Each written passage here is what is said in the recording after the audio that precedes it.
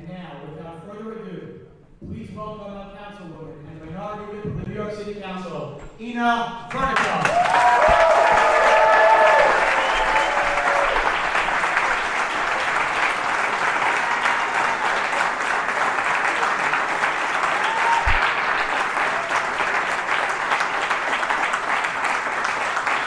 Good evening. Good evening, South Brooklyn. What a crowd. Please take your seats, everyone. Thank you so much to all of you who have made it here tonight from near and far. And before I get started, I want to thank my mother, who is here with us tonight, and without whom I definitely would not be standing here in front of you. A little over 2 years ago, I was living my American dream, an immigrant practicing law in New York City. I gave up that dream to serve my community. And to be quite honest, there are days I wake up and wonder, what the hell was I thinking? But then I look around this room and I see the beauty that is our New York City and the true melting pot that is South Brooklyn. I see people from all walks of life, of different religions, nationalities, backgrounds, colors, beliefs, and political orientations, Democrats, Republicans, Independents. However, a little disclaimer to all my Democrat friends here. I am not a George Santos Republican.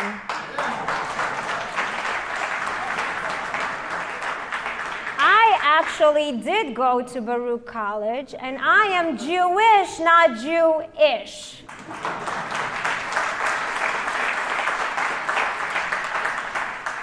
With that in mind, I'd like to acknowledge my colleagues from my side of the aisle in the Republican delegation. Ladies and gentlemen, from the no longer forgotten borough of Staten Island, Minority Leader Joe Borelli. Joe, where are you? Councilmember David Carr. Assemblyman Michael Novikov. As well as representation from the office of Assemblyman Lester Chang. From the other side of the aisle, Councilmembers Bob Holden and Carmen Yeager. Councilmember Farrah Lewis, Assemblyman Bill Colton, and representation from Senator Jessica Scarsella-Spanton.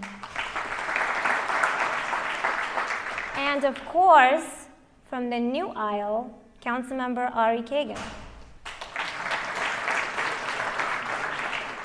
From the mayor's office, we welcome Chief Advisor to the Mayor, Dr. Ingrid Lewis Martin. Senior Advisor to the Mayor, who I know was here earlier, Joel Eisdorfer. Deputy Chief of Staff to Senior Advisor to the Mayor, Keisha Humphrey. Community Affairs Commissioner Fred Kreisman. New York City Planning Commissioner Joseph Dweck. And our liaison to the Mayor's office, Ethan Gural. Also, I'd like to acknowledge the Brooklyn District Attorney Eric Gonzalez, First Deputy Commissioner of the NYPD Edward Caban, and representatives from the Office of New York City Comptroller. We welcome Chairwoman of the Brooklyn Conservative Party, Fran Vella-Marone. Executive Director of the Brooklyn GOP, Richie Barsamian. GOP Secretary Ray Riley. President of New York City Board of Elections, Commissioner Shamoon. Former Congressman Peter King.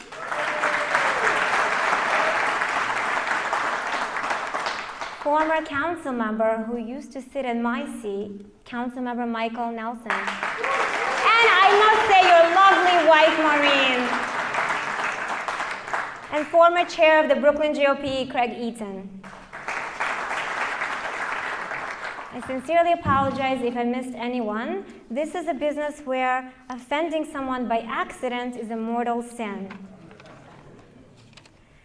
When I think about public service, I think about the privilege I've been given to have the opportunity to impact so many lives, to be a voice for the voiceless, and to take on issues that many are afraid to tackle.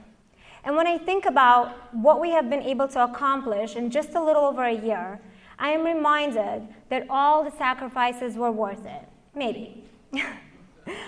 But none of my work would be remotely possible without the village that it takes to serve a district with close to 180,000 residents, especially when you represent neighborhoods like Manhattan Beach. Inside joke. I'd like to ask all members of my staff to please rise.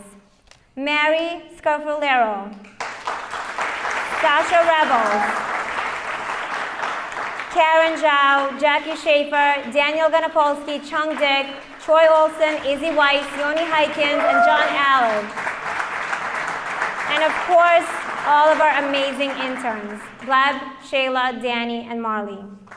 Can we get a little light here? Ladies and gentlemen, if you can see them, that is the reason our office ranks #1 in Brooklyn and #2 in New York City for constituent services.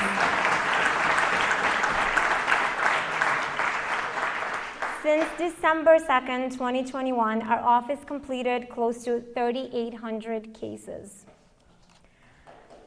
Mary, thank you. Mary, if you can please remain standing, even though nobody can probably see you. Mary, I don't know, oh, here you are. Mary, you have been the rock that keeps our office going every day, all day, 25/8, whether it's a flood issue, a tree that needs to be trimmed, illegally parked commercial vehicles that need to be towed, or a constituent who needs to navigate the red tape bureaucracy that often overwhelms the average New Yorker. Mary will not rest until it is done. For over 20 years of service to Brooklynites from our district, we thank you from the bottom of our hearts.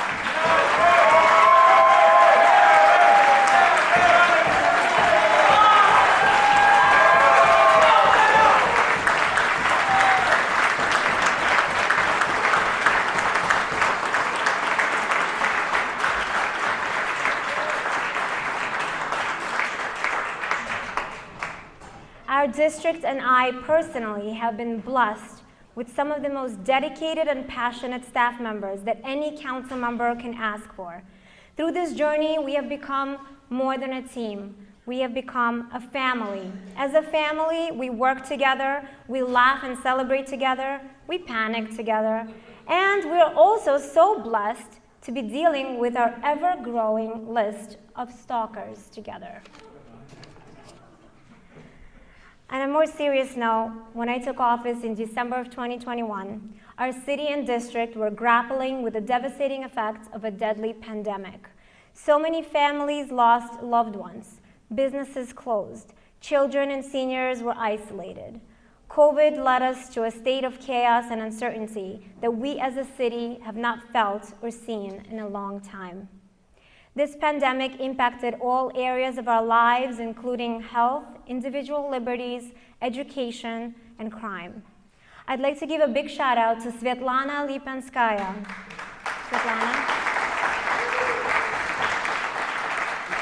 Svetlana, please rise. Svetlana is the first Russian-speaking CEO of New York City Health and Hospital South Brooklyn, formerly known as Coney Island Hospital.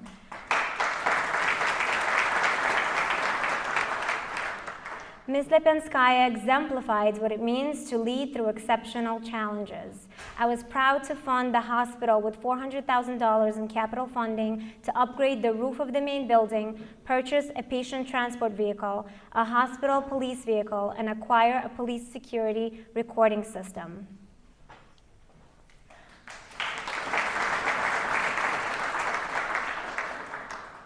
I'd like to thank our first responders, especially our doctors, nurses, and firefighters who risked their lives to attend to critical and ailing patients without PPE and when much was still unknown about this horrible virus. Some of these nurses are here with us today, so let's give them a round of applause. When you hear your name, I'm sorry if I'm going to botch some of your names. Antonina Sukhanova, Lindsay Bedford, Bodara Juice, Rashbir Fukar, and Christina Gringott.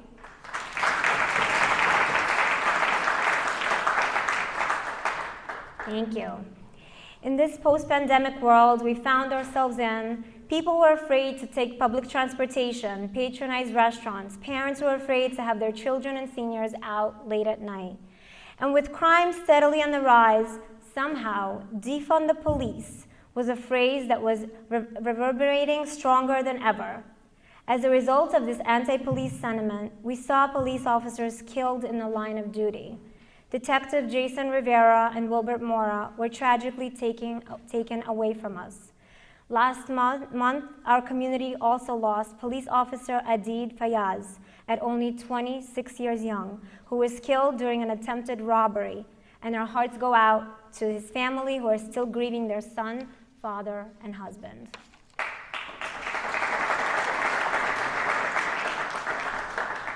And although I don't always see eye to eye with our mayor, Eric Adams, when it comes to the issue of rising crime, he has made it clear from day one that public safety is his #1 priority.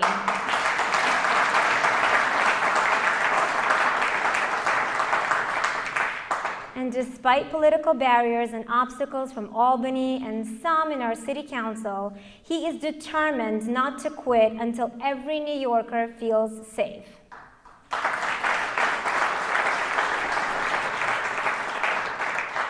And let's just be honest here, it's no secret that whenever any man does anything good, there's always a woman involved.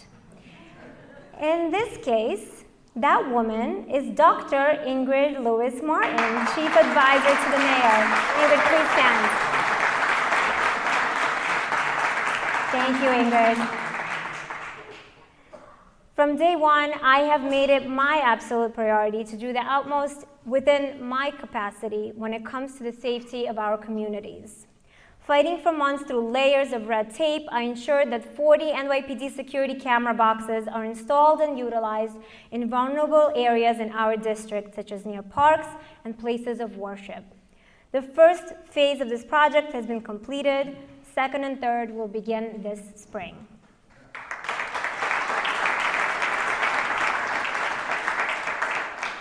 When a bill which would prohibit landlords from conducting criminal background checks on potential tenants was introduced in the council, I did not check the direction of the political winds, nor did I allow any politics to cloud my judgment or undermine my determination to do what I believe was right. And there is someone here in this room who stood beside me, always willing to do what needs to be done, busy educating and rallying his community about the potential harm this bill would cause. Executive Director of the James E. Davis Stop Violence Foundation, civil rights peace activist, and brother of James Davis, the councilman who was killed on the steps of City Hall, my friend, Jeffrey Davis. Please rise.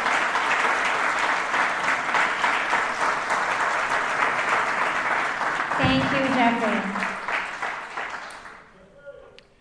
Seeing a disturbing rise in violence against the Asian Americans across our city, I have been asking myself, what can I do?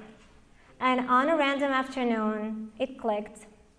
The Jewish community, who has been no stranger to hate and violence, has a successful model for civilians who volunteer to work hand in hand with our police departments to help combat and deter crime.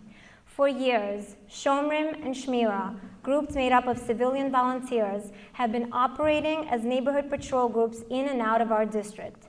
So I called Bob Moskowitz, the executive coordinator of Flatbush Shomrim, and without hesitation, Bob extended his helping hand to help guide us in creating our own civilian neighborhood patrol in the Asian community. Together, we embarked on a journey to create a similar group. I know that Bob couldn't be here with us today, but he sent great representation. Will members of Flatbush Shomrim please rise?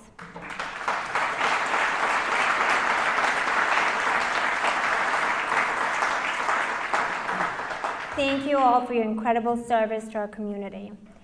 Another important partner in this project has been Captain Derby St. Fort, our commanding officer of the 61st Precinct, who immediately jumped to the opportunity to help, participated in sessions, and is actively working with us to make this project a success. Thank you, Captain Derby St. Fort.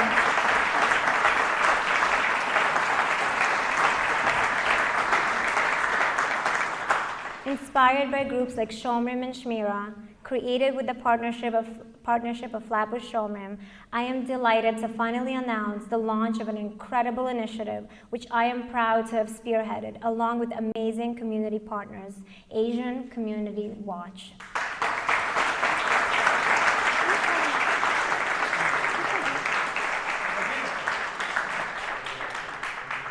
Today, volunteers, along with Captain St. Fort, embarked on their first patrol in our neighborhood. I plan to join them on the next one, and we invite anyone who wishes to volunteer to apply. Currently, ACW has around 30 volunteers signed up and will be conducting weekly patrols. This project required and continues to require a tremendous amount of dedication, time, effort, and energy from all those involved. Will Dewey Fung, Lena Chen, Stanley Ng, Chung Dick, and Bernard Chow, along with any other volunteers who are here today, please rise. They're right here.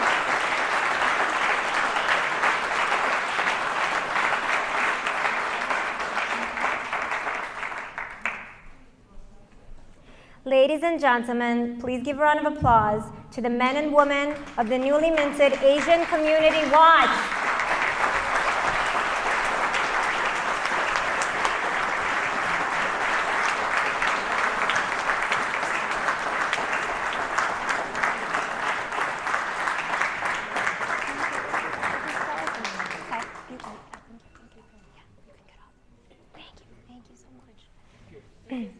Thank you.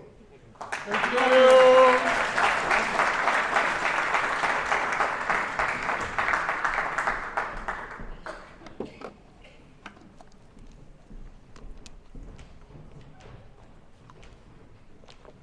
I think this is the longest speech I've ever made.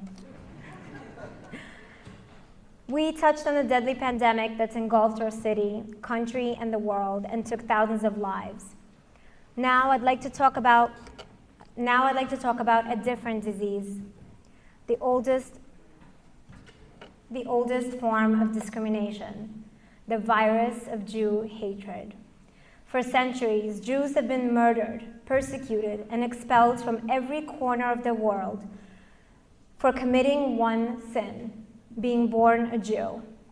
Coming from a family of Eastern European Jews and now representing thousands of Jewish constituents, Holocaust survivors, their children and grandchildren, this is an issue that hits home for me on so many levels.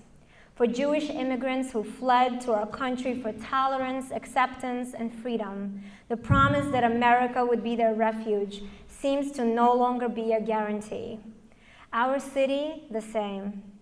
For the first time in my life, the Jewish people are questioning whether or not their future in our city and country is secure. With the near 300% rise in anti-Semitic crimes in New York City, 94% of physical assaults are against identifiable Jews. While Jewish Americans make up only 2% of the population, they make up 60% of all hate crimes. That's more than every other protected minority group combined. But any conversation we have here about anti-Semitism cannot take place without the mention of someone who has for close to 20 years been my mentor and inspiration when it comes to this subject. For over 40 years, the Jewish community has known that there is one man you can always count on when it comes to standing up for them. I am incredibly privileged to have him stand by my side as a true partner in this fight against Jew hatred. Will the Honorable former State Assemblyman and founder of Americans Against Anti-Semitism, Dov Hikind, please rise?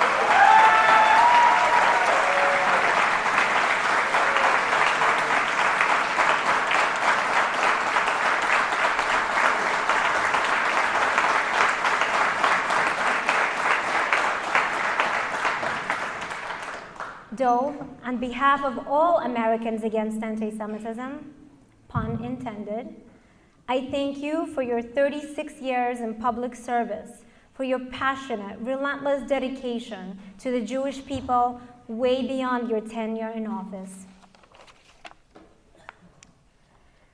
In the same way that our city was a sanctuary for all immigrants, the City University of New York was a safe haven for Jewish students and faculty.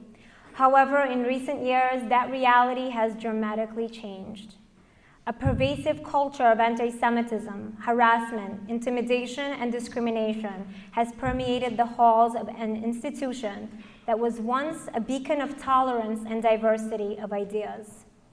Years before I was ever approached about running for public office, I was intimately involved in shining a light on the issues that impact thousands of Jewish students and faculty at CUNY. So it should come as no surprise that one of my priorities was tackling the issue of anti-Semitism at CUNY. I was proud to spearhead and participate in an unprecedented full-day hearing in the City Council, exposing and educating the public on the deep-rooted challenges Jewish students and faculty face at CUNY. I want to thank Councilmember Dinowitz for hosting, and Councilmembers Borelli, Brewer, and Feliz for participating in the hearing, and a special thanks to Councilmember Kalman Yeager for standing with me and sticking with it till the very end.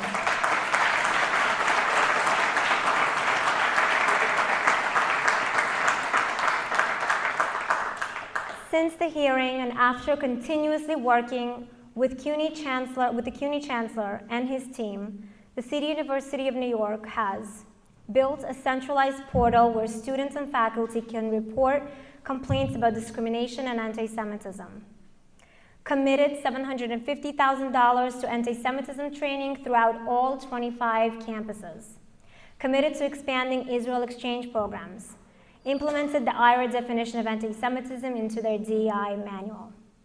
And although we have got a long way to go, I am cautiously optimistic that more change is coming. But one thing is for sure, when it comes to fighting for the civil rights of the Jewish people, I will never remain silent.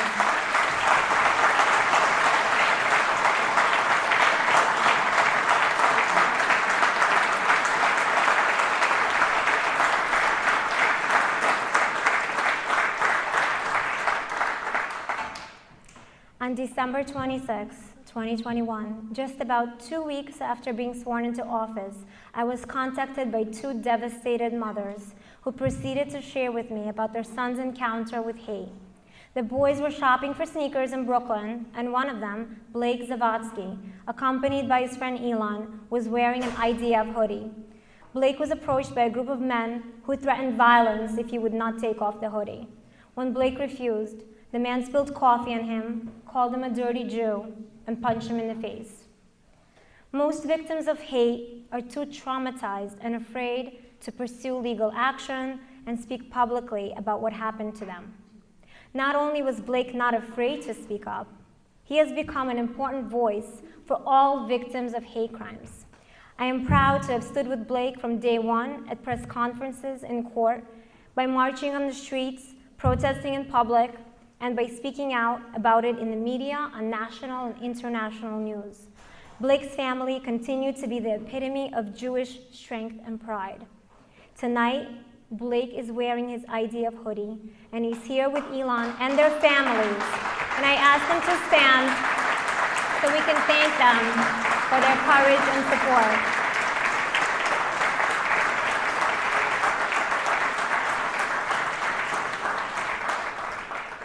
Also with us is Joy Borgen, who was brutally beaten for being Jewish and has become another voice in our pursuit of ensuring that there are consequences for physical attacks against Jews.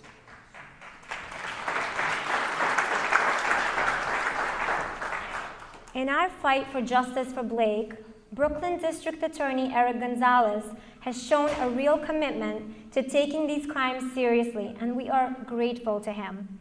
Is DA Gonzalez here? Almost. Well, we thank DA Gonzalez. Okay, he's being represented. Well, please thank DA Gonzalez for this. While there is so much left to do when it comes to hate crimes and crime in general, we must appreciate all the work that is being done and acknowledge all of the partners involved. Will First Deputy Commissioner Edward Caban, Chief of Brooklyn South Charles McAvoy, Inspector Richie Taylor, Commanding Officer Derby St. Fort, Commanding Officer Bruce Cipriano, Commanding Officer James King, Chief Joe Fox, Ira Jablonski, Detectives Espinoza and Morin, and all members of the NYPD, please rise.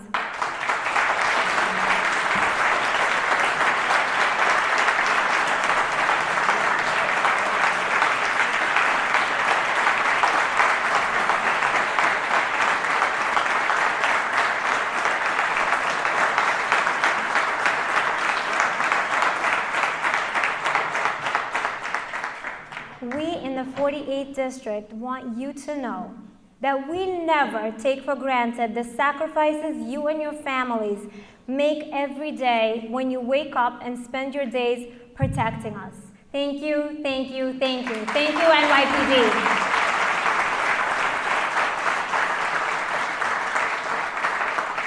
I also would like to congratulate Chief McAvoy on his new post and wish him the best of luck. And congratulations to my dear friend, Chief Joe Fox, on being appointed to serve on the CCRB board. Commissioner Sewell and Mayor Adams could not have made a better choice.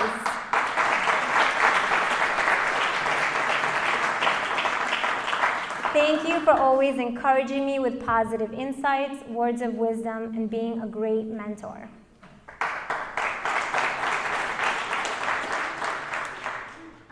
In case some of you are not familiar, we have in the City Council something called the Common Sense Caucus. Contrary to popular belief, there are some in the City Council who still value common sense. Even some Democrats. Our caucus, comprised of both Republicans and Democrats, played an instrumental role in advocating for the lifting of mandates for city workers and other New Yorkers. Thanks to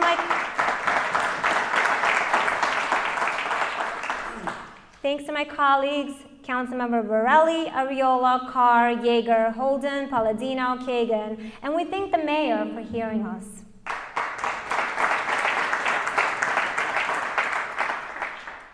A little over a year ago, a devastating war with no end in sight was perpetrated on the people of Ukraine.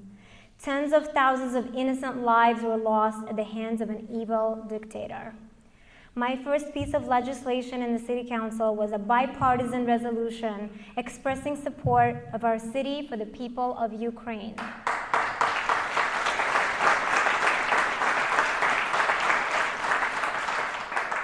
Together with Rabbi Winner of Seabreeze Jewish Center, Mohammed Razvi from Kopo, United Hatzalah, and Coney Island Hospital, over 300 packages of aid were sent to the border.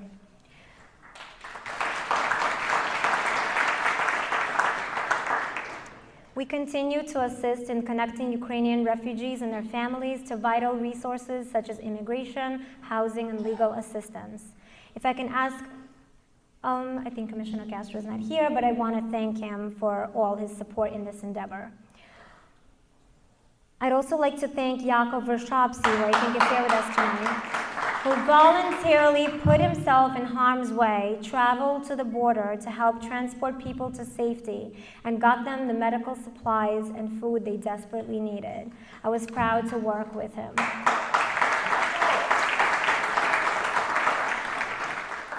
We pray for a swift ending to this unnecessary and senseless bloodshed, and we stand united in support of the people of Ukraine.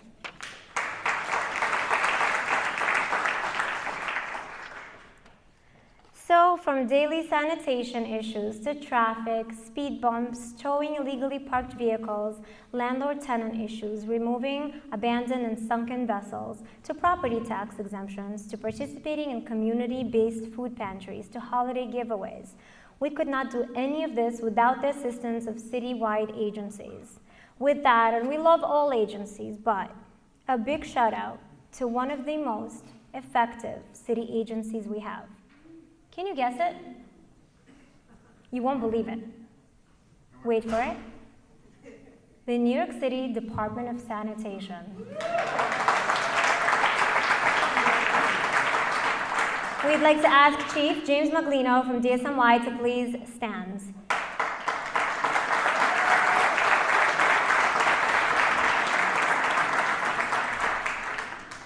Chief, you may not know this, but we have you on speed dial. Thank you for being exceptional. We also thank Commissioner Marty Umar from Parks and representatives from the National Grid who are here with us today. We're also proud to fund schools, hospitals, and nonprofits. And none of our community engagement can be successful without the wonderful community-based organizations. I am proud to work alongside all those involved, some of whom are here with us today. APNA, Knafayim, ICNA, COPO, PEO, SCF, FGCC, Kings Bay Y, COJO, and Hatzalah. Thank you all for your incredible work in our communities, and thank you for being here tonight.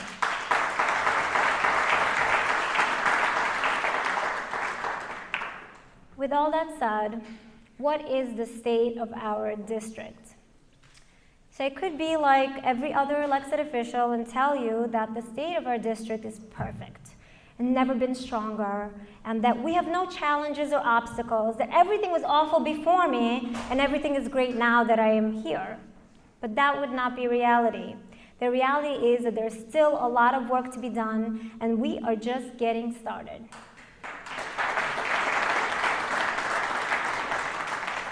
What I can tell you is that every effort possible will be expanded and no stone will be left unturned to ensure that the diverse communities that make up the 48th continue to have the support, advocacy, and voice that they deserve, representing, fighting, and being accountable to the people every day that I have the privilege to serve. And to quote former UN Ambassador Nikki Haley, we must always remember, that's not an endorsement, that we must always remember that even on our worst day, we are blessed to live in the United States of America.